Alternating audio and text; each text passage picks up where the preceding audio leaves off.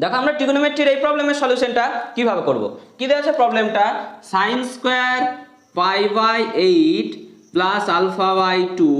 Minus sine square pi by 8 minus alpha by 2 সমান কে sine alpha. তো এটার value কত হয় আমরা নির্ণয় করব। আমরা কি জানি, সাইন স্কোয়ার এ মাইনাস সাইন স্কোয়ার বি এর ফর্মুলা কত হয়, sign A plus B into sine A minus B. তো আমরা এই ফর্মুলায় এই অঙ্কটাকে ভাঙবো, তাহলে কত হবে, সাইন এ প্লাস বি মানে কত, pi by 8 plus alpha by 2 plus B মানে কত, plus pi by 8 minus alpha by 2 into sine A minus B, তাহলে এটা থেকে এটা বিয়োগ, তাহলে pi by 8 plus alpha by 2 minus, তাহলে আগে মাইনাস চলে আসবে, মাইনাস পাই বাই 8 মাইনাস আছে, মাইনাসে মাইনাসে প্লাস আলফা বাই 2, তাহলে কত হবে দেখো সাইন, এখানে দেখো আলফা বাই 2 বিয়োগ হয়ে 0 হয়ে যাবে, পাই বাই 8 প্লাস পাই